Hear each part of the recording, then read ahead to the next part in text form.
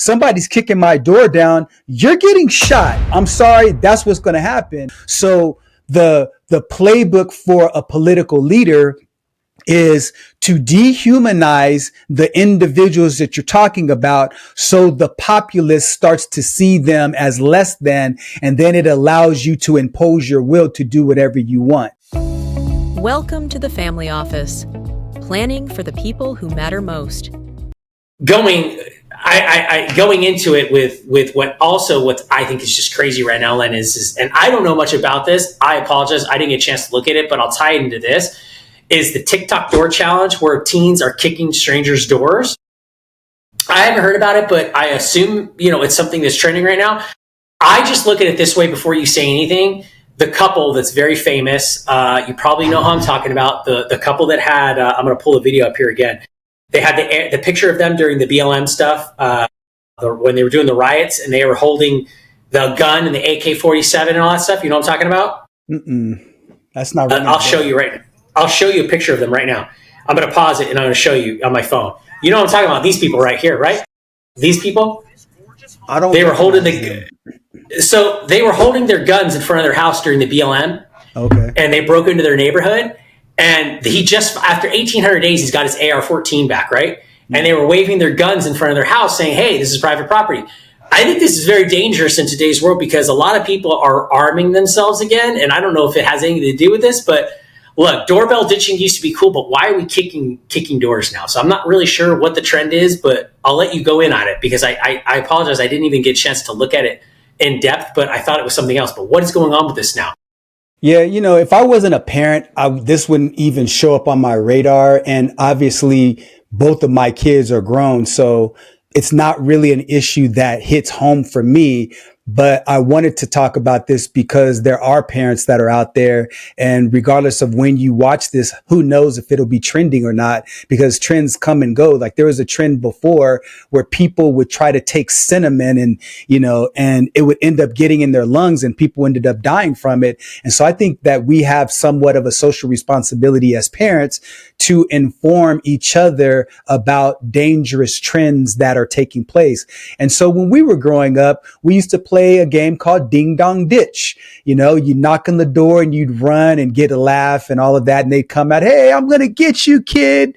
And sometimes you'd get chased and they're older, so they can't catch you. And so it was nice and fun games, right? And so this is taking that to the next level where they go up to a door and they kick on it until the door actually pops open. So there's physical damage to the door where it actually opens the door and then they run. And going to the point you brought up before, if I'm a gun owner and somebody's kicking in my door, that's breaking and entry. And depending upon the state you live in, you could get shot. And if you have a child that's in one of those,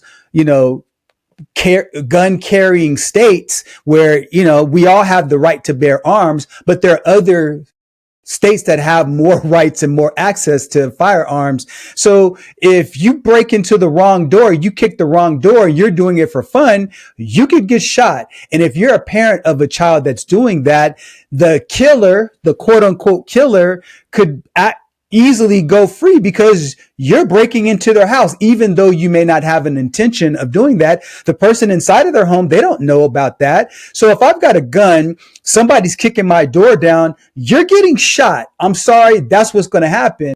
And so I think that it's just something for us to make sure that parents that are out there are aware, because, sometimes when we're in our teenage years and we've got friends and we want to have fun, we like to push the envelope. It's an adrenaline rush, and I get it. But when you are damaging property, that's when you cross the line. And when you put somebody in a position where they're harmed, where they're potentially afraid for their life, they're going to respond in jest, and somebody's going to get killed, unfortunately. So just rather be proactive and get the word out there before we have to hear it all over the news because somebody got killed. Yeah, I see it published July 6th of 2025 on New York Post. Deadly social media trend threatens kids, homeowners defending themselves. Children are going to get killed. A new wave of dangerous social media trends is putting kids and homeowners at serious risk. Today, we're diving into the alarming door-kicking challenge and urban X trends that are spreading like wildfire online. These viral challenges are not just reckless, they're leading to arrests, injuries, and potentially deadly consequences. I'm glad you brought this up, and here's my biggest thing on this, okay? And again, I'm not a helicopter parent by any means, but I think this just goes with a something or a problem that's been brewing for so long that I remember as a kid in my late years of going to K through 12. Like, I'm talking about my class a couple of years of senior year, and then seeing it with my younger brother still in school, because he was about 3 grades behind me, is just the cuts on extracurricular activities for kids. I think that we're starting to see the compounding effect of kids not having proper athletic programs, high school drama programs, band programs, art programs, because kids are kids. And I can assume this is probably a lot of teenage kids. I did some stupid stuff when I was a teenager, like drinking in public in parks and stuff, but I wasn't kicking anybody's door in, right? I wasn't doing anything like that. I wasn't like, so I might have tipped over some porta potties in my time, right? But I mean, come on, right? I mean, or with somebody in it? Yeah, of course. I mean, your friend. Disgusting. Oh man. Yeah. Or parked a porta potty on someone's lawn. You know, you toilet paper someone's house, and then you put a porta potty on their house too. That's disgusting. I just think you're starting to see ramifications of kids not getting their energy out. I mean, I know what my 14-year-old does on a daily basis. I mean, he gets up at 6 a.m. He's at school all day. He gets off at 3 o'clock. He still plays sports. He goes to practice, goes to the gym, does all these things, and he's still at like 10 o'clock. You know what I mean? And that's kids. And I think the solution is, your kid has ADHD, and they want to put him on these suppressing medications. And then at the same time, kids don't have extracurricular activities, so they don't have anything creative or constructive to do. Parents are ignoring them, and everyone's doing this, right? We're all scrolling. And I think that we're starting to see the compound effects of kids not having proper extracurricular activities. I mean, I remember if you were in a sports program or something at school, you didn't get home from school probably until 6 or 7 o'clock sometimes. But yeah, I played. That's a full day, baby. Track, yeah, absolutely.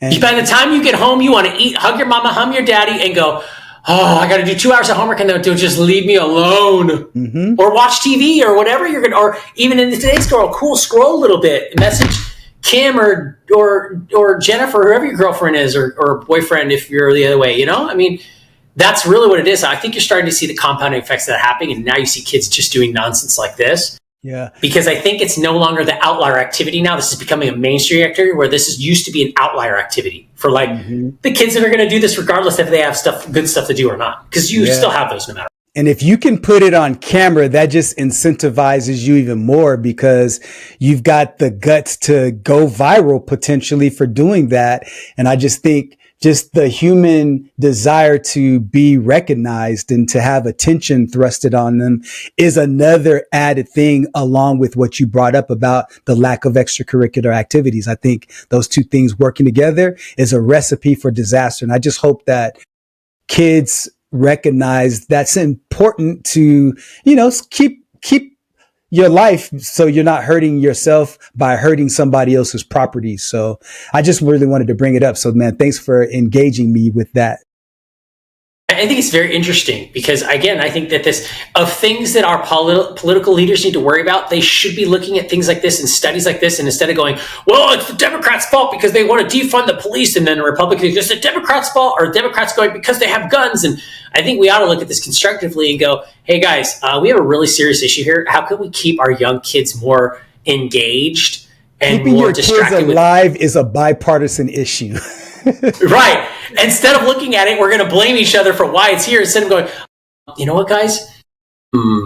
Maybe we should start putting more money into stuff to keep our kids busy and to keep them, engaged physically and mentally and emotionally. And then we won't even need to put them on Wegovy or Ozempic when they're 25. That's right. I think that's what we're starting to see now, and maybe that's the thing. But speaking of this, to control it, I think this is a good thing. I think it's great. I remember growing up as a kid, right before, I remember my dad worked in Washington, D.C. a lot.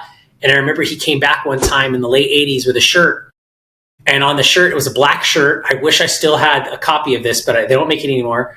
And I'll never forget this to the day I go or stop talking about U.S. politics. But D.C. and the National Guard with Trump had taken over the security. Obviously, saw that intern that just got killed, that young man. I mean, bright young man. I mean, you look at this and you go, how is this not the safest place in the country? How does Singapore do it? How do these other countries, you go to these other capitals, and you're like, oh, I feel safe here. But then you go to America's capital and it's like one of the worst places to go. But anyways, I remember my dad brought the shirt back from Washington, D.C. It was a black shirt, and it was a fist holding a revolver like this, pointing it out in a white hand, in a white revolver, and it said, welcome to Washington, D.C. Thanks for visiting Washington, D.C. Sorry we missed you. Right? And I'll never forget that because it was indicative of the crime and the murder rate in Washington, D.C., which obviously has always been historically left-leaning. But now we get to the point here where Washington, D.C. is absolutely atrocious again. You can't go there. It's bad as in New York or Detroit and San Francisco. And it's because of what's going on here in this place. And people are out of hand. It's not safe. It's taking Trump to do this, and there's pushback about it. But I'm surprised that the pushback was weak and that you're not seeing this talked about anymore and they're not trying to fight it anymore. But I think it's a good thing. I think it should have happened. I think it's a failure of policy and management on Bowser's, or not is that her name, Bowser? Or is that San Francisco? Is it, who is the guy? Who is it Bowser or is it Bowser? Is Bowser the San Francisco Len? Mayor of D.C. Muriel? Yeah, Mayor Bowser. Yep, you're right. Muriel, is it Muriel? Is the first name Muriel? It is Bowser, though, either way. Her last name is Bowser, yeah. Muriel Bowser. Okay, got you. Muriel Bowser. I was thinking of the other one, or the other lady in San Francisco.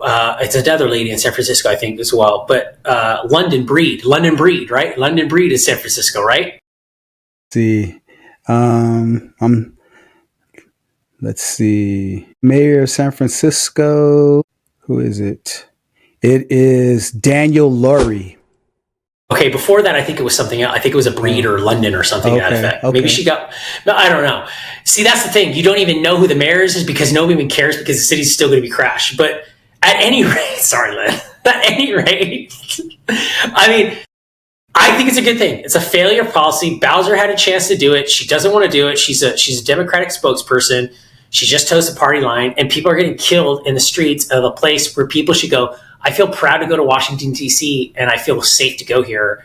And I wouldn't go to Washington, D.C. I just simply wouldn't. I would love to go take my kids to the Capitol, but even today, I still wouldn't feel safe about it. But I think it's a good thing, Len.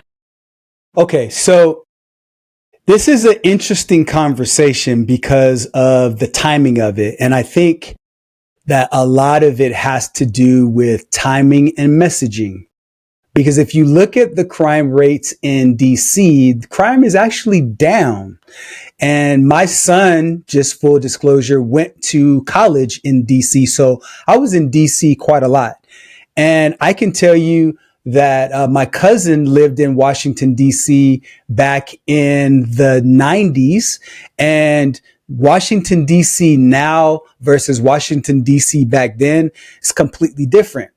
Now, for me, I've never felt uncomfortable in DC because I'm comfortable around my people, and regardless of, how they roll, I'm not discomforted by that. But to me, I think the issue is because crime is down, when you as the president talk and use certain terms as to your justification why you're doing it, that's where I have the problem. So let me be very clear when I say this. I do not have an issue with President Trump having the National Guard in Washington, D.C. because it is a district. It is not a state. It is federal territory. It's a district. And because of that, the same laws don't apply in other states. Now, when you start to try to use that as a model to implement in other states in the union, within the United States, that's where it becomes problematic. And now that's an overreach of your power. I have no issue whatsoever with it being in DC. Now, the other issue that I have is the language and the rhetoric used to justify it. Like he talked about, there's been rampant criminals running on the streets and people are unsafe and, all of these criminals. And so the way that the language is being used, one very tricky and manipulative way to use language, particularly when you have power, is to dehumanize those individuals in which you're talking about. So the playbook for a political leader is to dehumanize the individuals that you're talking about, so the populace starts to see them as less than, and then it allows you to impose your will to do whatever you want.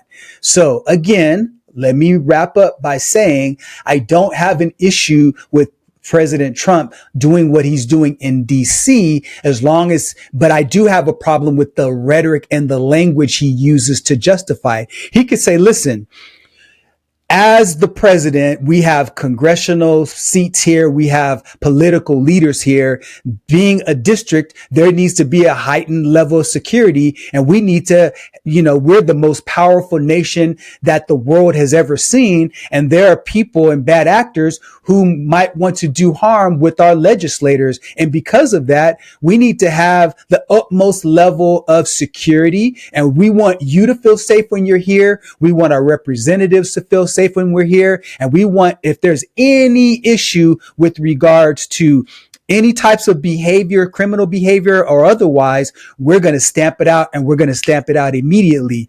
That's a different conversation than saying these criminals are terrible people and blah, blah, blah, blah, blah. And I'm not saying that it's okay to commit crime. I'm not saying that. But when you use rhetoric to dehumanize, then that becomes a problem. Yeah, I mean, I'm looking at the statistics, and I mean, just to put the statistics out there, violent crime dropped 35% from 23 to 24. 30-year low, targeted enforcements, homicide decreased 32, robberies by 39, and armed carjacking 53. But then you get conflicting data. Mayor Bauer's doing a good job, wouldn't you say, Chris? I still think she's doing a horrible job. Why? I still think she's okay. Because then you have conflicting editorial. Crime in DC is a crisis. Murder rate. I mean, homicides per capita. What is it? 7.3 per 100K. That's insane. That's a lot. That is a lot. No doubt about it. I don't think that anytime you have crime, you can never paint the picture that it's okay. Even though it's going down, that's still too high. So I'm with you on that.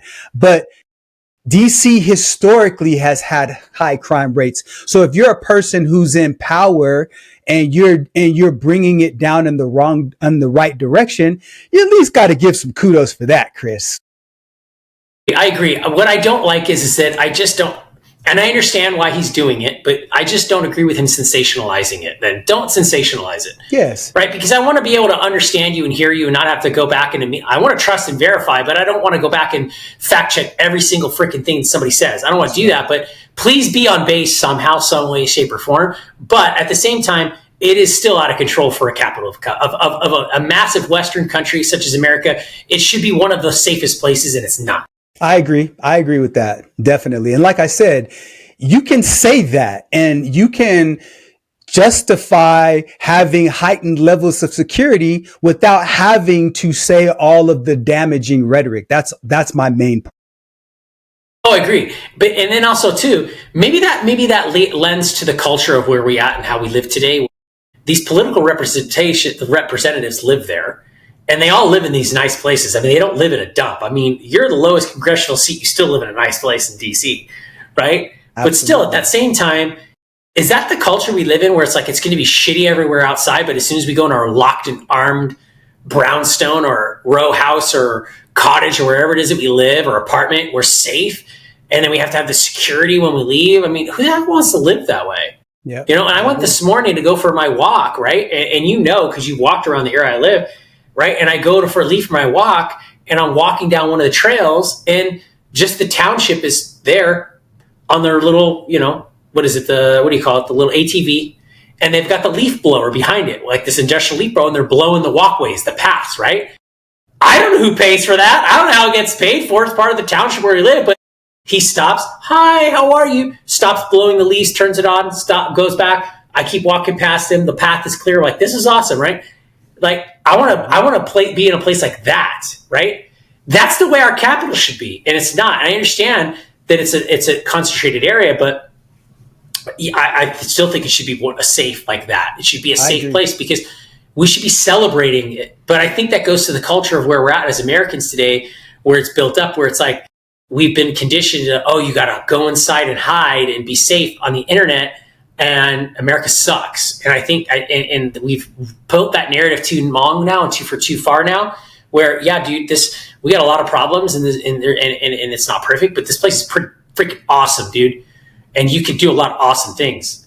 And you could make a lot of money. And just as a side note, I don't think your guy Mamdani is going to win in New York. I just think something's going to happen. I mean, I don't think he's going to win. As much as I'd like, as much as betting man, I would bet you, bro. It's a good thing we don't do that because I think he'd stand. I just don't think it's going to get appetized very well. I don't know. I'm seeing the way it's playing out, and I don't see it happening. If he were in Texas, I would agree with you, but he's in New York, and New York is the most diverse state the most diverse city in the country by far. And there's a significant young population that is being priced out of their own homes. And so because they can't buy a home and it's hard for them to rent out there, they're looking for something different. And all the other people who are running, they're all establishment people. And so he's coming as an anti-establishment person, very well spoken, very charismatic and good looking. He's got all the goodies, man. And because of that, I think he's going to win because he's also well spoken enough to talk about his issues in a way that's palatable. And I think that's what people are looking for. And because of that, I think he's going to win. I don't even think anybody's going to come close. You think Cuomo's going to come back as an independent and win? Who would you say? Eric Adams isn't going to win. There's no way in the world. He's polling last in the polls right now. He's not even in the running. I'd rather see Cuomo or de Blasio back in office than to see Mamdani in office. And I just think because it's a Hollywood candidate. It's everything you just said there. He looks good. He sounds good. He's got the goodies, except when you look at his policy behind him and his experience behind him. And I know that's a very left-leaning thing. Oh, the experience he got. But no, he has no right being an executive. And that's where what makes certain elections scary, where you look at that and go, damn. This is a Hollywood candidate. This is the same as a Zelensky or a Macron or any of the other guys. They were bred to be in office. They have no substance behind them. They're spokeshole candidates, just like Biden was in his last 10 years of being a political candidate or being a political leader, so to speak. He was a face candidate. That's all Mamdani is. Will tell. It's only time will tell. And I am very. How about this? I think he's going to win. How about this? If Mamdani wins, okay, I'll wear a T-shirt that says "I love Mamdani," and if he loses, you got to wear a shirt that says "I love Trump's policy." Absolutely not. That's like saying if you win, you pay me $1,000, and if I win, you pay me $10,000. That's not fair. No, man. I'll gladly pay you tomorrow for a hamburger today. Yeah, wimpy. Hey, look. That being said, we're glad. It's been a blast. Yes, and with that being said, guys, thanks for joining and for watching. If you enjoyed this, we'd love to hear your comments in there. If you want to see something else, you want to see us two crazy people talk about stuff, then let us know. We're more than happy to do it. But until then, always a pleasure to talk to you and be with you, Len. And here's the best part. Regardless of what we talk about, we love it and we enjoy it because we're friends afterwards and we're business partners afterwards. And we're going to go and enjoy life afterwards and go, that was some pretty funny stuff right there. Because at the end of the day, you and I are going to control our circumstances because we are not victims of our circumstances. We are masters of our circumstances. So with that being said, never above, never decide. Appreciate your Len, always, all the time. See you guys on the next one. Take care, man. Conversation has given you clarity on your next steps. Please share this episode with someone who's walking the same path. Don't forget to like and subscribe so you won't miss future episodes. And remember, planning ahead isn't just prudent, it's an act of care. Thanks for joining us, and we'll see you next time on The Family Office.